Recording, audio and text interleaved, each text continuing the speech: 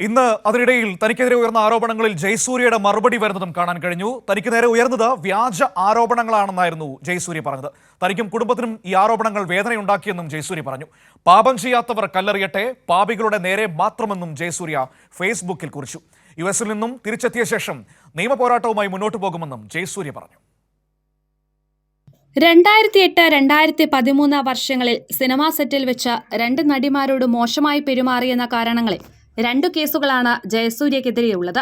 ഈ സാഹചര്യത്തിലാണ് പിറന്നാൾ ദിനത്തിൽ വിശദീകരണ കുറിപ്പുമായി ജയസൂര്യ രംഗത്തെത്തിയത്. വ്യക്തിപരമായ ചില ആവശ്യങ്ങൾ കാരണം കഴിഞ്ഞ 1 മാസമായി കുടുംബസമേതം അമേരിക്കയിലാണെന്നും ഇതിനിടയിലാണ് അപ്രതീക്ഷിതമായി 2 വ്യാജ പീഡനാരോപണങ്ങൾ ഉണ്ടാകുന്നതെന്നും താരം പറഞ്ഞു. ആരോപണങ്ങൾ കുടുംബാംഗങ്ങളെ അഗാധമായ ദുഃഖത്തിലാഴ്ത്തിയെന്നും ജയസൂര്യ ചൂണ്ടിക്കാട്ടി. പീഡനം പോലെ തന്നെ വേദനാജനകമാണ് വ്യാജ പീഡനാരോപണം നേരിടേണ്ടി വരുന്നതും എന്നോർക്കുന്നത് നന്ന്. സത്യം ചെരുപ്പ് ധരിക്കുമ്പോഴേക്കും നുണ ലോകസഞ്ചാരം പൂർത്തിയാക്കിയിരിക്കും എന്നാണല്ലോ. എങ്കിലും അന്തിമ വിജയം സത്യത്തിനായിരിക്കുമെന്നത് സുനിശ്ചിതമാണെന്നും താരം കുറിച്ചു.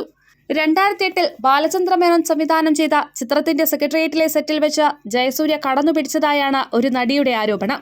2013 തൊടുപുഴയിലെ സിനിമാ സെറ്റിൽ വെച്ച് ലൈംഗികാതിക്രമം നടത്തിയെന്നാണ് താരത്തിനെതിരെയുള്ള മറ്റൊരു പരാതി. സെക്ഷൻ 354, 354A, 509 എന്നീ വകുപ്പുകളാണ് ജയസൂര്യക്കെതിരെ ചുമത്തിയിരിക്കുന്നത്. കൈരളി ന്യൂസ്, കൊച്ചി.